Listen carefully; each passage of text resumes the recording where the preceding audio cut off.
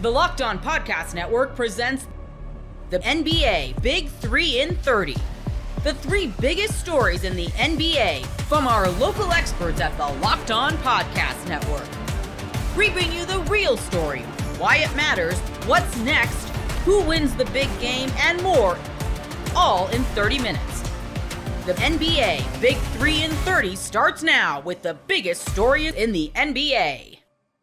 The DeAndre Ayton era is over in Portland. The Trailblazers have agreed to buy out the final year of Ayton's deal. You are Locked On Trailblazers, your daily Portland Trailblazers podcast. The Blazers, a very surprising move, agreed to buy out the final year of DeAndre Ayton's contract. He was owed $35.5 million for this upcoming season and would be a free agent in the summer of 2026, and now he's a free agent in the summer of 2025. The Blazers have agreed to buy out the final year of his contract, as first reported by Shams Charania of ESPN. Locked On Blazers can independently confirm the news that news is indeed real as you were listening to this. I do not have the financial details just yet, but the Blazers, in a pretty stunning move. All of their recent moves have been pretty stunning, right? The Drew trade was pretty surprising. The Young draft selection, Young Hansen draft selection, pretty stinking surprising. And now, on the eve of free agency begins. You're listening to June 30th show. I'm not going to release this a little early on late Sunday night, but you are listening to June 30th, the show. The free agency begins in earnest on June 30th at 3 p.m. Pacific time here in Portland. And before we get into all of that, before the league gets into all of that, the Blazers are no longer in the DeAndre Ayton business. They have agreed to a buyout with him, and he is a free agent. Wow. I think that the final outcome here is not particularly surprising, right? You draft Donovan Clingan at 7, then you draft Yang at 16, right? Like back-to-back first-round picks, and like Yang in some ways is like a lottery pick, right? Because 11 you trade back. It was a pretty good trade to get another unprotected draft pick in the future. But like, sort of like targeted high first-roundy picks, a true lottery, true top 10 pick, and then another like go get your guy type of first-round pick in with Clingan and Yang in back-to-back drafts. Like the moment they drafted Clingan, the writing was on the wall. The DA's future was short term in Portland, right? He became very clearly a short timer and not a long timer, but he was still on the roster. I think the trade for Drew Holiday indicated like, oh yeah, the Blazers are going to try to be competitive, and I think there's still a fairly good case to be made that DeAndre Ayton would be their most productive center, particularly in the early part of this season, or at least like at worst their second most productive center by a lot heading into this season. Just because I think the uncertainty of Rob Williams' health and the fact that Young Hansen is 20 years old and making a major transition from the CBA to the NBA, and like obviously Ayton's better than Duabrief, but like even if you're a big Clingan believer, like Ayton is at worst the second best center on the roster, and like after they made some moves, it's like, hey, maybe they're not like going all in on finishing 6th, but like this is a team that is going to try to be competitive more than anything else. This is a bit of a surprise. What's not a surprise that they're no longer business with Ayton, right? This was going to happen one way or another. Has been speculated on the show several times. Ayton at $35.5 million, just hard to trade, right? He's hard to trade because expiring contracts in and of themselves have value if you are willing to take on other people's money, which is what the Blazers did with the Drew Holiday trade. They're making a bet that they traded, hey, this is like a somewhat onerous contract, but we think this is a better basketball player and a better basketball fit, if nothing else, and we'll deal with the back half of paying a 37-year-old $37.5 million that's a future problem, but a current problem. We think this helps. And if you were going to flip it again with DA with Ayton, it would be a similar type of thing. Like that's where expiring contracts have value. You say, hey, this contract expires in the summer of 2026. Do you have something with multiple years on it, or at least an extra year on it that you'd like to get out from under that payments? That's where you get the upside in expiring contracts. And I think it's pretty clear a couple things. There was not a real market for Ayton's services, so there wasn't a bunch of people lining up. And if there was a market for DeAndre Ayton's services, it wasn't with the type of package that the Blazers felt comfortable with. Now, you could say, oh, well, the offseason is just beginning, but I would argue that the Blazers have been canvassing the league about trying to trade DeAndre Ayton for at least since February, right? Like they've certainly, like, you do your job. Like, even if they weren't actively shopping him, you find out kind of what he's worth. And certainly since the season ended in April, right? Like, they've been figuring out, talking to every team in the league, and like, hey, we have this tradable big contract. What do you want for Ayton? Clearly, what this move suggests is that the Blazers did not find even something that was close to a palatable deal. I don't think this is stunning in the overall outcome. I do not think it is stunning that the Blazers are no longer in the DeAndre Ayton business. They sent us every single signal imaginable to anyone that could possibly read the tea leaves that they were no longer going to be in the business. It's just timing. And it's the decision to do it now. And it's the decision not to just roll with, say, hey, largely untradeable, but maybe we'll roll with a expiring $35.5 million contract into the season.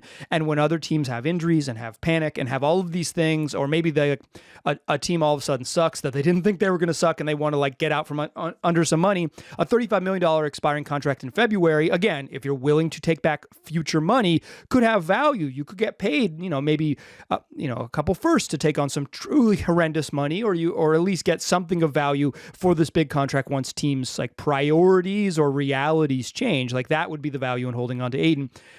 His like trade value is not going to go up. Like, let me be 100% clear.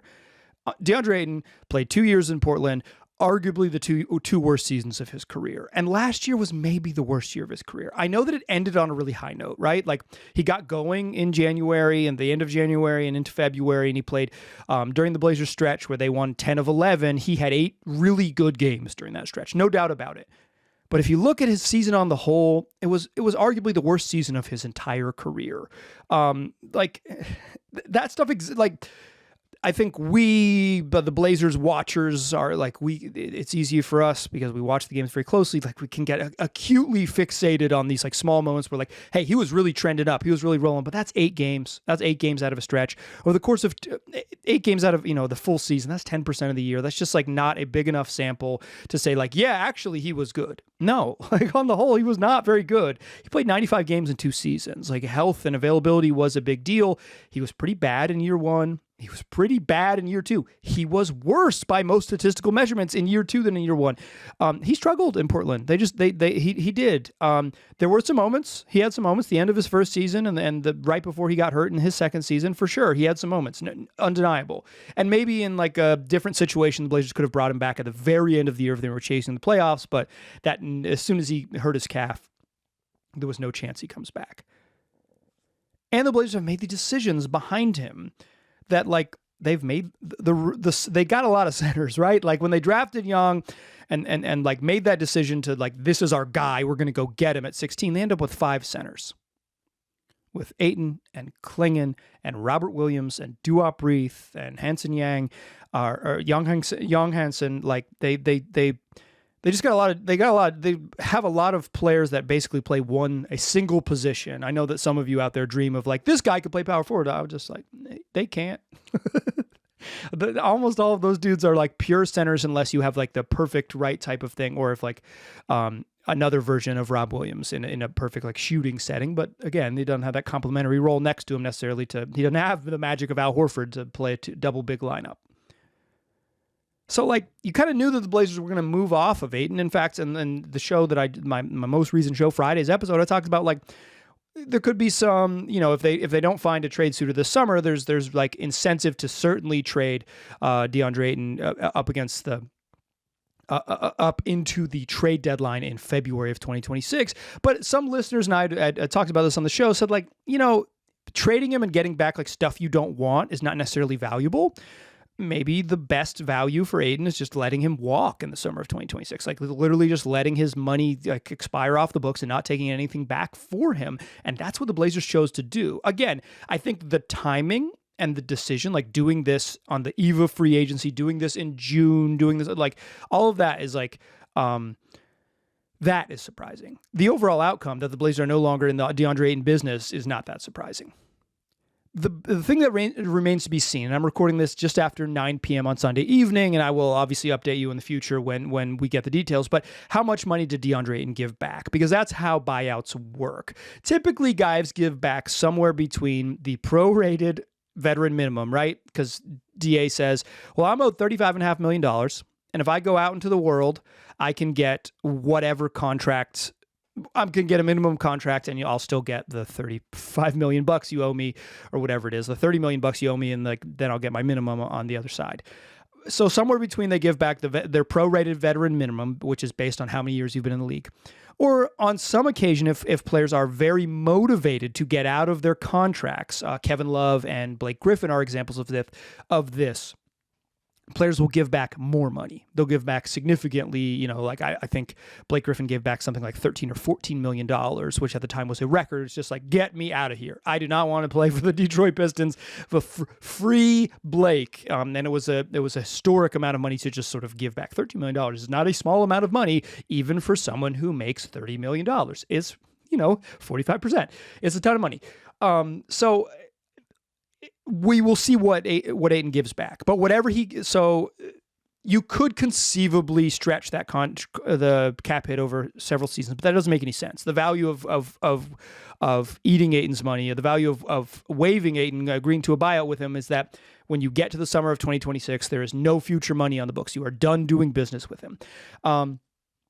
And that's like the most likely thing that they won't stretch it. It's just how much did he give back? Right now, with Ayton on the contract, the Blazers are about $8 million shy of the tax. They would have access to the non-taxpayer mid-level exception, but that contract is a contract that starts at about $14.5 million, and it can be that's the base salary in year one. You can sign a 4-year contract with escalating salaries from that.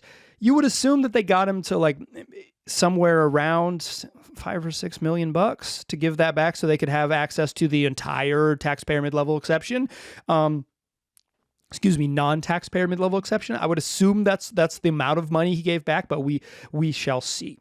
The other thing this means is it's a real vote of confidence in Donovan Clingan. It's a real vote of confidence in Young Hansen, and it's a real vote of confidence in Rob Williams' health and like Duop Reith's availability here. It also puts Jabari Walker's situation in question, because the Blazers did not extend a qualifying offer to Jabari Walker. He was kind of their like small ball de facto sixth center. He enters unrestricted free agency now on the eve of free agency, and the Blazers, they had too many centers, and I don't want to say like they went from way too many to not enough, but I do think losing the Walker small ball look and Ayton look in the same 24-hour period does change the calculation a little bit. And it says like, yeah, Young's going to play a lot in year one, or at least like have the opportunity to play a lot in year one, because even at his best, you don't think Klingon's going to play 36 minutes, and you don't think Rob Williams is going to play 80 games. So there's some minutes to be had for a 20-year-old youngster from the CBA. Monarch Money isn't just a budgeting app, it's a complete financial command center. You can track all your accounts, investments, and spending in one place, so you stop just managing your money and start building wealth. Instead of juggling multiple apps, you can use Monarch to check your finances, track spending, and even plan long-term goals. Managing money with your partner is smoother than ever. You can track shared and personal accounts, set goals, and stay on the same page without the stress. Take control of your finances with Monarch Money. Use code LOCKEDONNFL at monarchmoney.com, 50% off your first year. That's monarchmoney.com, code LOCKEDONNFL for half off your first year. We have some breaking bad news. Malik Beasley, is he now gone from the Detroit Pistons just a day ahead of free agency? You are Locked On Pistons, your daily Detroit Pistons podcast. So today, Shams Charania, let's just get into it. He reported, and we'll let Kyle talk in a minute, but I have to give this eulogy. But Malik Beasley, all jokes aside, is Shams Charania reported that he is being investigated by the U.S. District Attorney's Office for gambling during the NBA season on specifically prop bets during the 2023-2024 season. And without diving too far into it, really, I don't really want to get too deep into that. All you need to know based off that is if he is found guilty of doing this, his NBA career immediately is in jeopardy. If you look at Jonte Porter, his career, done. Terry Rozier is being investigated. It's a little different because Terry Rozier is under contract, so they just let him keep playing. Beasley is an upcoming free agent just in 24 hours from now. If he is found guilty, his career is very much in jeopardy at all. And this is one day before the Pistons enter free agency, where he was expected to be offered a 3-year, $42 million contract, a full MLE. And now with that news, there's no way, not just the Pistons, but any team is going to be touching a player or giving out any kind of money guarantee to a player that just may be gone completely in 2 months. Not only just because of the money you'd commit, but because of the resources you would then lose to improve your team in other ways if you give it to someone who may just be gone in a month.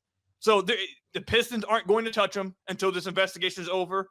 No NBA team is going to touch him until the investigation is over and finds him, hopefully innocent, what Pistons fans would love to hear. But as of right now, just an absolutely huge blow out of nowhere. Just a huge blow out of nowhere that Malik Beasley, who hit over 300 threes this past year, for the time being, it's just gone indefinitely. Like you can't touch him. You can't sign him. You can't re-sign him. It's just over with, which is it's huge. It's bad. It's not great at all. And we're not going to talk about whether he's innocent or guilty because that doesn't really matter. Whether he's innocent or guilty isn't doesn't matter. What matters is the fact that the investigation is going on. So now that forces everyone to just stay away from him. So no matter whether he's innocent or guilty in a month, 2 months, whatever the investigation is over, that has no impact on what the Pistons are now going to have to do, which is pivot away from Beasley. So Kyle, if you have any thoughts that you just want to say on the whole situation, the terrible news that just dropped before we get into the whole impact on the salary cap, go ahead. Yeah, I remember someone tweeting about this after I think Rozier stuff came out, and there is some vague tweets about Beasley being next, and that we were all collectively holding our breath at that point as it was. And so this makes sense with some of the rumors about some of the other free agents, and we're going to talk about that here in a few minutes, but it kind of makes sense to some of that, the news that you're seeing. But I have to believe that the organization already knew about this to some degree. Even the way the language was, they were in discussions for that 3 years, $14 million. Like the Pistons could have already signed him to that, like, and offered it to him. So like clearly there was hey, we're comfortable with this framework, maybe depending on how this falls out, and so I don't think they're surprised by this, or at least they're not just finding out about it when Shams tweeted it. So that's my one thing I saw that kind of going off on Pistons Twitter today. The other thing I would say is, I think there's room here because it's ongoing, and even because of some of the ways it was like the agent came out and said he's doing his job, right, to protect his agent, or maybe it was the lawyer that came out and said this, but I could see a world in where the Pistons decide, hey, let's give him $5 million. We have his non-bird rights. We can sign him up to $7 million. Another 1 year deal. Let's keep him on the roster. Let's, maybe we don't play him just in case things like, until the investigation is over, but maybe, and just in case his NBA career isn't over and he gets banned for life, like, let's get him under contract. Let's use that 15th roster spot to keep him in-house. We can, if it goes well, we then get his early bird rights next summer, which lets us sign him to like $15 million contract, which puts him, you can kind of go the same route, and it's actually easier to re-sign him long-term. Again, should they do that with all this stuff? Maybe not, but I could see a world in which if they're already interested and they probably already had an inkling this could be a thing, maybe they go that route later into the offseason if they choose not to go to the cap room route, which we'll talk about. But that's my other, maybe they do this. We'll see what happens, but they might be able to afford to do that. Yeah, I feel like that at the very, because the Pistons were asked to give a comment, and they said, no, we don't have anything to, just no comment. They said nothing. What I feel like is maybe the Pistons had like an inkling of knowing that maybe there's some whispers like, hey, did you hear that maybe they're looking at this, to where they maybe heard, okay, there's some whispers about this, so let's just talk about it.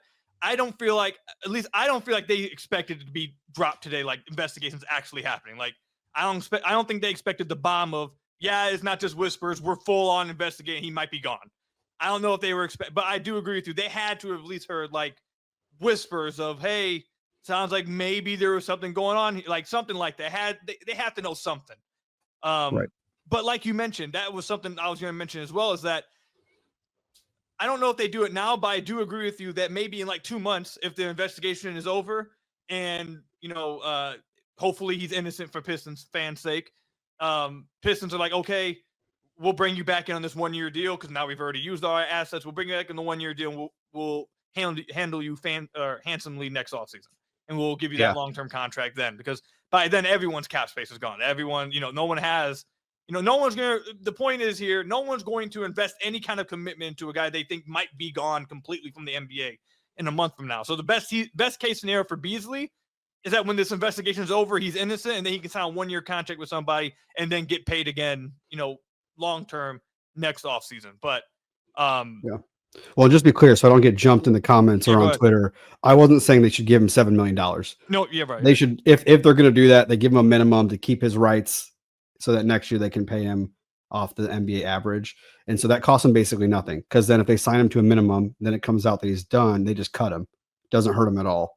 But you do that last after you've done all your other moves. So they could even do it before the investigation resolves if they're just trying to, keep options open and to put a show of like loyalty to him. Hey, we're going to take care of you while you figure this out. Like we're going to, until it's proven innocent. Like, they could decide to stand by him in that sense, give him a minimum, keep him under, keep his rights. I don't know that they'll do that, but they could.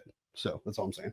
Right. Yeah, I completely understand. And I read another thing, and like I said, I really don't want to have to go too far into this, but like I cover the team and we kind of have to, like, we don't really have a choice but to like address it. I was just reading something earlier that they according to the report, they have a very specific time of when they think it happened, a very specific prop bet in which it happened at. Like it, and I saw another reporter suggest that usually these kind of things, they don't drop this kind of bombshell if we're going for an investigation unless they feel like they really have something. So it's tough. Not looking good. Yeah, not looking good. Yeah, it's really tough. And we're just talking about the cap situation. Like, we haven't even talked about, like, obviously his impact on the floor. This is a team, he activated prime Klay Thompson this past year. It was one of the best shooting seasons we've ever seen. For a team that struggled in the half-court offense, he was literally their life raft for the majority of the year. For this half-court offense, he was the one movement shooter. We're about to talk about Nickeil Alexander-Walker, maybe Santi Aldama, whoever. But all of that was with the idea of Malik's still going to be here. You're adding that to Malik, not, now Malik's gone and now you have to get this. Not only do they have to just improve the team, I feel like now they're going to have to find someone that can replicate at least the type of threes he takes, the movement shooting, and it's just really. I'm low-key happy that it at least happened the day before free agency, instead of like 2 days after you give him the contract and now bomb drops and it's like, oh well, like now what? So I guess that's at least one positive way to look at it, but this is really tough for Pistons fans. Malik was fantastic for them. This one's going to be tough. LeBron James opts in and sends a message at the same time. You are Locked On Lakers, your daily Los Angeles Lakers podcast. It's opt-in day. Like, we got to figure this stuff out. And all of a sudden, LeBron opts in. That part was kind of expected. And if he'd opted in with nothing else, we'd all be going about our days as if nothing had happened. And then later in the show, we'll talk about this, because from a practical standpoint, in terms of what your Los Angeles Lakers roster looks like next season, the news that followed that Dorian Finney-Smith is not going to pick up his $15 million option and will instead enter free agency, that has a much bigger chance to impact what the team looks like, certainly in the near term, than LeBron's thing. But LeBron is LeBron. So let's start with LeBron. What was your news? And we'll get to the Rich Paul quotes. What was your reaction to the news here when you saw it? So like you said, I think that as we were projecting what this summer was going to look like, I think this was it just seemed like the most logical option for all parties involved. Just getting the notification that LeBron James was going to opt in was as expected as anything else that could have happened mechanism wise this summer. And every discussion I've had, every podcast I've listened to, every kind of thought process I've had about this offseason included LeBron opting in. So like you said, I think comparing it to the DFS news is definitely interesting, because the DFS news was the one that really I didn't have a handle on, and it was going to have a big impact on what they do. But what followed LeBron's opt-in is what has changed the complexity of this morning, hasn't it? Mm-hmm. It is. And so if you missed it, nice setup. If you missed it, the quotes from Rich Paul to ESPN. LeBron wants to compete for a championship. He knows the Lakers are building for the future. He understands that, but he values a realistic chance of winning it all. We are very appreciative of the partnership that we've had for 8 years with Jeannie and Rob, and consider the Lakers as a critical part of his career. We understand the difficulty in winning now while prepping for the future. We do want to evaluate what's best for LeBron at his stage in his life and career. He wants to make every season he has left count. The Lakers understand that and are supportive of what's best for him. I mean, so much to unpack. I mean, the efficiency of Rich Paul in here, of packing news into a very small space, is to be commended. A lot of past tense. Right? There's very little about the future. The past tense thing is really what struck me. Yep. Is everything, like, appreciative of the partnership we've had. He knows the Lakers are rebuilding for the future, which may be news, by the way, to Luka. So, I mean, this is top. These guys have been at it for a while, but it just goes to show this is top shelf work from LeBron and his management team in terms of these types of statements. I'll say this. I think in reading the quotes, there have been quotes from the Rich Paul camp, specifically around Anthony Davis wanting a set happened in previous years that I wouldn't say bothered me. That's not the right word, but it's like, oh, this stings. Like whatever is, this is clearly a stinging message being sent across the bow. I didn't read this in that way. And maybe it has a little bit to do with the Lakers' future is sort of settled in a way with Luka's presence. And my assumption is that Luka is here for the long run. And he obviously indicated positively about the ownership change, etc. And so I read those quotes, and my kind of thought process was, I agree with everything that's being listed here. Like, I don't think Rich Paul said anything that I disagree with. A lot of this and a lot of the reaction to this news, I think, depends on how realistic you are about the Lakers' current situation, where they rank in terms of being a contender, being in the West, where they actually slot in, and B, how realistic the options are for them to improve this summer. And we have to keep in mind when we talk and when like Rich Paul talks about the Lakers building for the future, at LeBron's age and his stage in his career, where even if he doesn't declare it and plan on it, this could be his last season for what right. It just, he has been at that stage now for at least a year, probably 2 years, where he could enter that season, maybe not planning on it, but it could end up being his last season as a basketball player. So his conception and his vision of what a long-term building looks like could literally mean that, hey, they're going to be ready to contend next offseason. And that even is too long for me to wait. And I would tell LeBron, you're right. That could be too long for you to wait. And so it's like a combination of all of those things. How realistic are you about the Lakers right now? How realistic are you about their chances to improve? And C, how realistic are you, if you're LeBron James, thinking about how long can you actually wait to really be in the hunt? Yeah, what's funny though about that statement is, like, you can read into that, this could be my last year.